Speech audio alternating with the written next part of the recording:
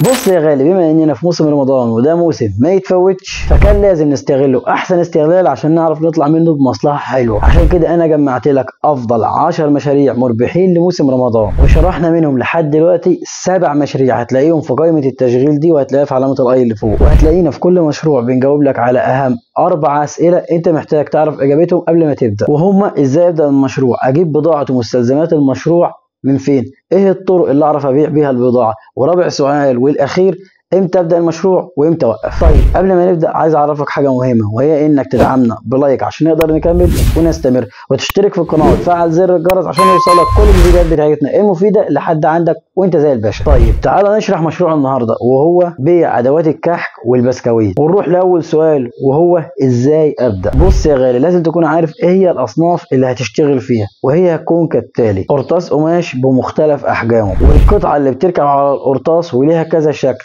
وعلى فكره اسمها بلبله، وما تقوليش ايه الاسم ده، هي اسمها كده. وعلب الكحك البلاستيك بمختلف احجامها واشكالها، والبصامه بتاعت الكحك، وممكن مكبس البسكويت اليدوي الصغير، وغيرهم من التشكيله اللي هتشوفها لما تروح تشتري من عند التجار باذن الله. طيب بخصوص السؤال الثاني والثالث اللي هم اجيب البضاعه من فين وايه الطرق اللي اعرف ابيع بيها البضاعه، فتقدر تروح تشوف الحلقه دي بتاعت الجزء الثاني من مشاريع رمضان، كنا شرحنا فيها بيع مستلزمات البيت بتاعه رمضان. فنفس التجار اللي هتجيب منهم مستلزمات البيت دي هم نفس التجار اللي هتجيب منهم ادوات الكحك والبسكويت. وبخصوص طرق البيع فهي نفس الطرق، فروح شوف الحلقه دي وانت هتستفيد، وكمل معايا للاخر وانا هعرفك انا ليه ربطت لك الحلقه دي بالذات بالحلقه بتاعت الجزء الثاني. طيب نروح للسؤال الرابع وهو امتى ابدا وامتى اوقف. هقول لك انك ممكن تبدا من 5 او من 10 رمضان لحد اخر رمضان. طيب تعال اعرفك انا ليه ربطت لك الحلقه دي بالذات بالمشروع بتاع الجزء الثاني. لانك ممكن تبدا في بيع مستلزمات البيت